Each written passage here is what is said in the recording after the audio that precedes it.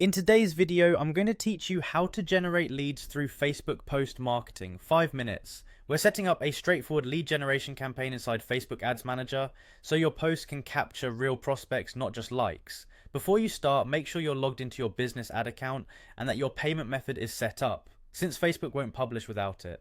First, open Facebook Ads Manager. This is your control center where all campaigns, ad sets, and ads live. Head to the campaigns view so you can see the big picture and keep everything organized from the start. Click Create to start a new campaign. Facebook will guide you through a simple flow. Early in the setup, you'll be asked to select a budget type.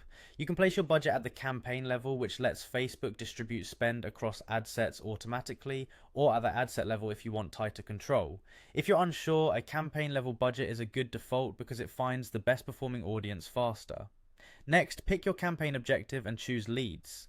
This tells Facebook to optimize delivery toward people most likely to submit their details.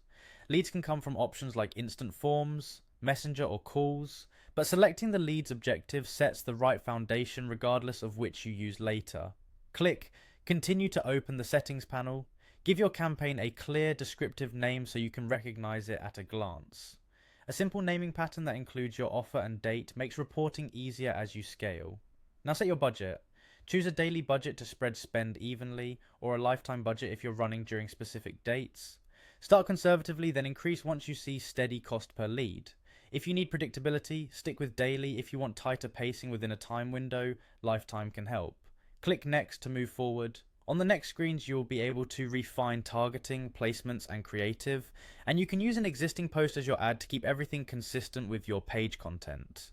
Keep your copy clear, highlight one primary benefit, and make your call to action obvious so people know exactly what happens when they click. When everything looks good, click Publish. Facebook will review your campaign, which can take a little time.